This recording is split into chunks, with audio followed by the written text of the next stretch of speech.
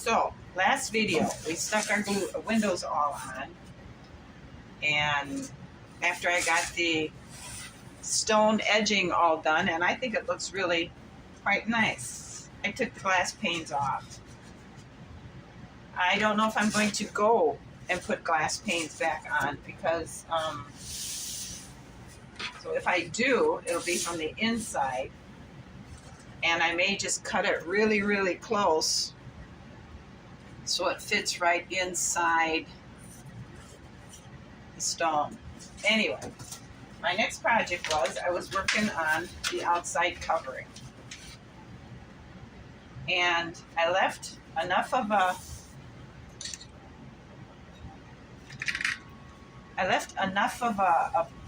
edging around the windows so that I can cut more of the stone edging and glue it on like that, and this will have the cork will have contact with the wall surface and the contact paper, and that might make a more secure thing. That's where I'm going with that. But then I got to thinking, okay, I need to also cut the upstairs window because it's going to be, this extends almost the whole way up the second floor. And I had it all glued up into shape and realized that was going to make figuring out those windows extremely difficult. So I broke it down. I broke it down. And what I'm going to do, and then I thought, well, that's not going to work either because I'm not allowing for the second floor spacing in here. So this window cutment up here isn't going to be correct. So what I'm going to do is I'm just going to go ahead and, what did I do with it? I'm just going to go ahead and glue this on. Okay, I'm going to just glue it on. And then I'm going to glue the first floor together, and I'll put them together and glue that on. Then we'll put the base on it, and then I'm going to take the contact paper, and I'm first of all going to cover these corners because I want the paper, like when you wallpaper a room, you extend it a little bit beyond the corner. So I'm going to extend it around past the corner. Then I'm going to put this on, and it'll butt right up to that, and it'll cover this seam here of this piece of contact paper. So it'll give you a smooth connection, just like it does when you wallpaper a corner. So 2 steps back, half a step forward. But that's what we're going to do. We're just going to go ahead and glue these walls on. I'm going to have to go upside down with this. Sorry, because this is, and then the first floor will be here because I have it upside down. That's what we're going to do. So I just decided I was going to be honest with you and tell you guys I messed up, but I don't have a directional pamphlet to follow. We have to expect it. Using my chisel, I took these corners off, and we're just going to chuck them away, and we're going to start fresh because we're going to start on the very base, and we're going to get it squared up and glued down, and we're going to put the second floor on, and then we'll put the third floor on, and then I'm going to take pieces of cardboard that are really, really long and make my corner bead here that I just cut off. I think that'll work all right. I just have to be very, very careful when I'm gluing this all back together now to make sure I glue it square. I cannot deviate from that because that's where we're going to have problems then. But this is the route we're going to go. So, using the floor bits that I cut, we're going to go ahead and start with the placement of our back wall. This is really arched. And then we'll add the sides. We'll get that glued on, squared up. Then we'll add the second floor. Then we'll add the top. And then when that is all said and done, we can put the siding on. So I put 3 pieces of tape on this end. I got my corner thing. And this is going to go right here. And what I think I need to do is I think I need to go get some longer clamps so I can clamp this down, which will force this, because I don't know if you can see that. Yes, you can. See how it's bowed?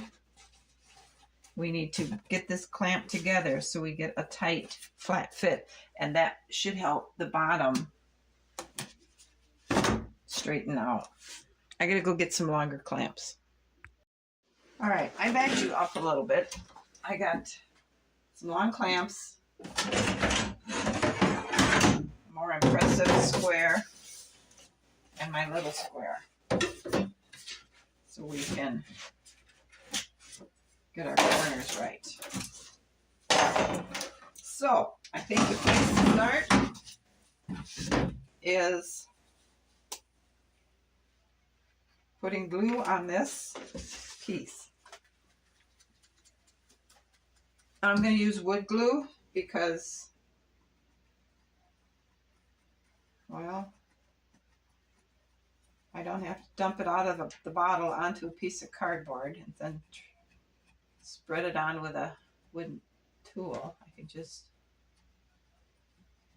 hold on here like this. Okay, now let us try and get this on. Okay, that looks pretty good. Now we got to get it to the edge. Taper down. Get this side. Tape down. And this side. Tape down. Now I'm going to take some clamp and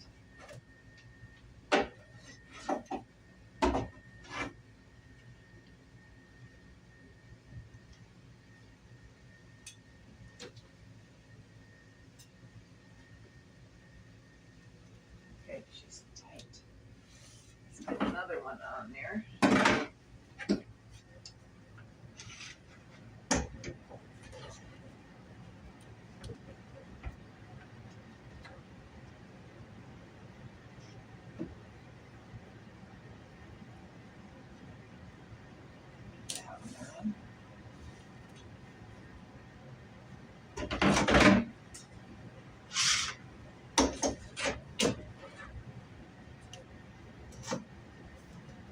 Need to do is put this wood under here to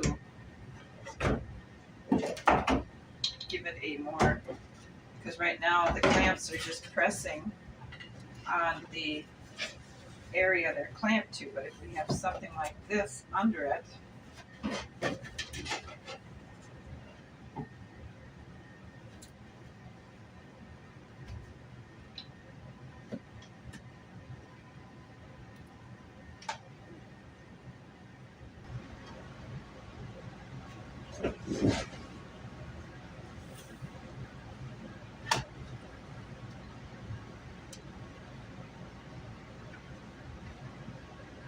okay, We got it. This is glued to the base. Bowing that we're seeing on this first floor, I got a little concerned. So I thought we're going to have to glue this to a piece of plywood to keep it from doing that. And I need to do that before I glue any more walls on it. So I went out into the garage, got looking around, and I found a piece of, what is this, 1/2-inch plywood that's pretty flat. It's left over from another project, and I asked my husband to cut it to the dimensions I gave him. Now, the cardboard itself is not going to stop this if it chooses to do any more twisting. So I thought, too, what if I were to just glue a framework under it so that it will help stiffen up this wood? So I asked him to cut me some 1/2-inch pieces off scrap 2x4s. So I have some down here and here. I've got them marked, and I'll cut them with a handsaw, and then I'll go with 2 pieces, one here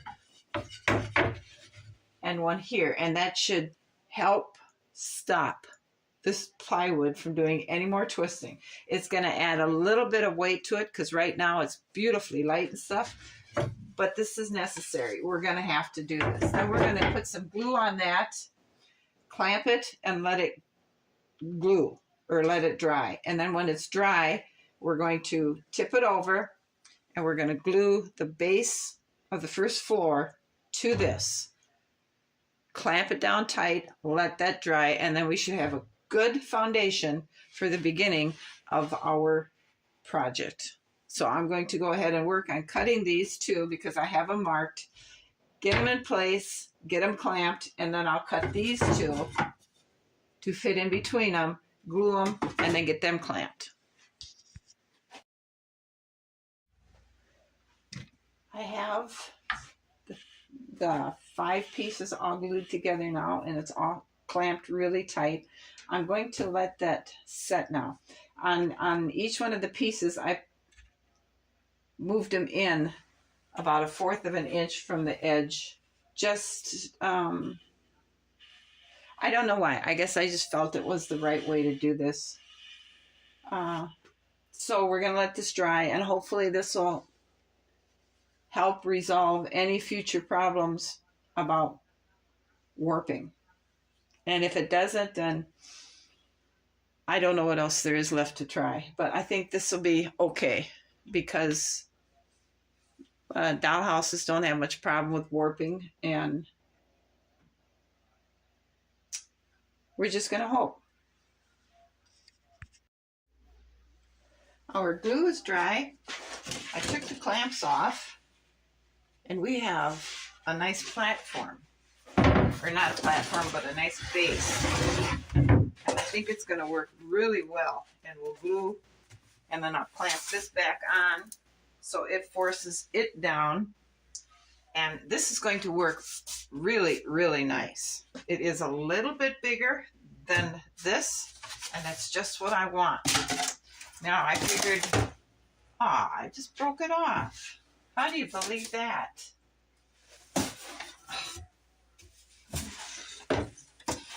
It just broke the back wall off. Can you believe that? All right, so it's going to need them extra sidewalls. So before we get to that, I figured I should just go ahead and paint this. And so the top part, I thought I would paint this really nice green, and it will mimic grass. I'll paint the outside edges of it first to make sure I have enough, because it's only about that much in a can. And then the inside here I can use another color. I also had this, it's gloss smoke gray. I'll use that for the bottom. And this paint is just stuff I've had probably about 6-7 years, and I'm just gonna use it up.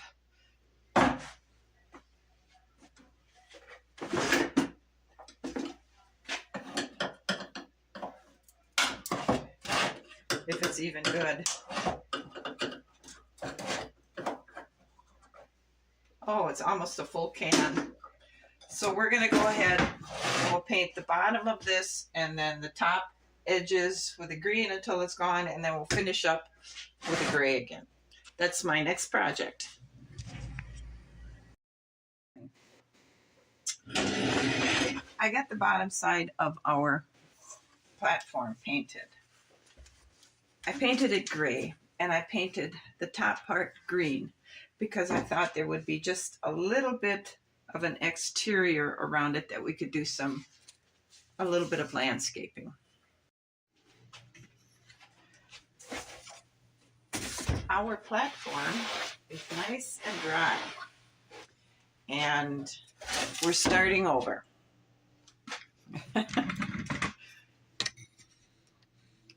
We're going to start over. I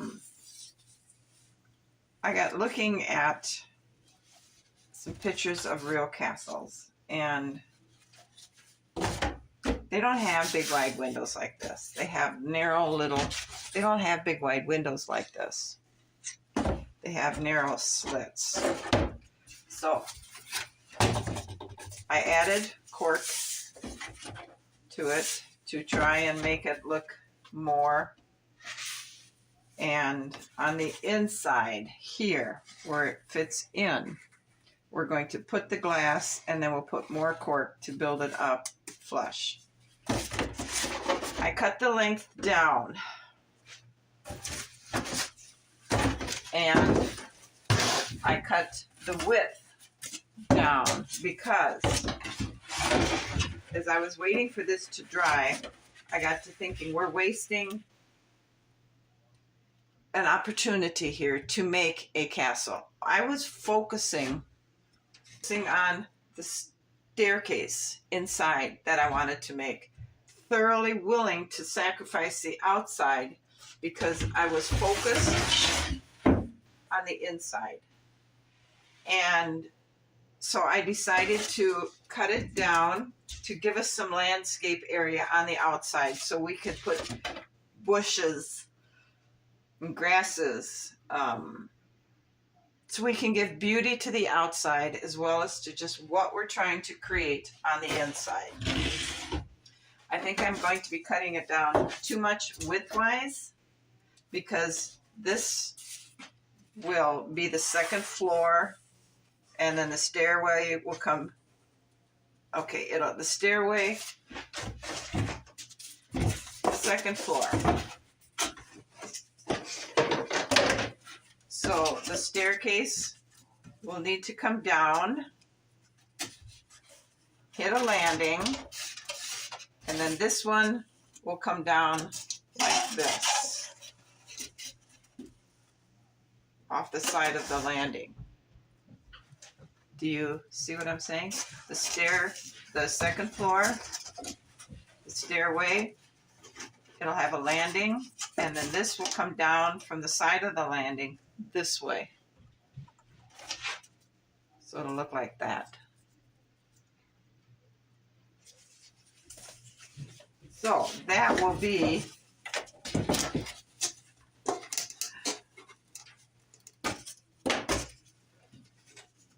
like this and like this. And then this will come this way down, and it'll be on both sides, and they'll meet in the middle. But I think I'm going to make this back wall a little bit wider. I'm going to have to cut 2 new sheets of cardboard for that back wall because I want to be able to give the staircase the focal energy it's going to require. But also on the inside, we're going to make, I'm going to continue with the idea of the second floor coming around, the balcony coming around all the way. And underneath it, we're going to have pillars and arching doorways underneath here. So the floor will actually be about this wide, and along here will be pillars with arches underneath it, beautiful arches. And underneath, behind the stairs, there'll be a wall with a walkway through the wall, and there'll be a room here, and up on the second floor will be a room. What we're going to put on the inside of the walls, I don't know, because the pictures of real castles that I was looking at, they aren't full of white marble and light coloredness inside of it. They're made of stone. They're stone colors. They're dark. We're not going to go with a dark theme. We're going with a bright, beautiful theme. But the floors weren't white marble. They were dark stone of some sort. Now on the outside, they had, on each corner, they had watchtowers. And the watchtowers had little slits in it too. And so instead of the big door, I don't even know where the piece I had that I was going to make on the second floor for a big balcony, that's not realistic, because that would make too much of an easy, I was going to make the big door with a balcony out so the homeowner could stand and look out and survey his kingdom. But that's not realistic. On each of the corners of the castle were these 4 big watchtowers. And around in that watchtower top, there was a little doorway. And around that little doorway out on the watchtower is where there was a small balcony to survey for approaching enemies. That's where the balconies were. So that's where we're going to be putting our watchtowers, our balcony. Here's the castle roof. This will be the floor. We'll put a connecting walkway between tower and tower.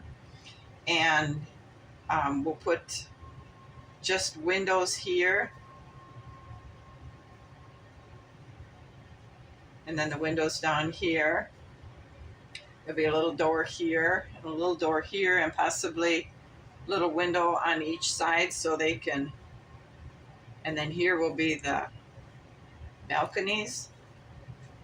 But in between the two, the end towers, they had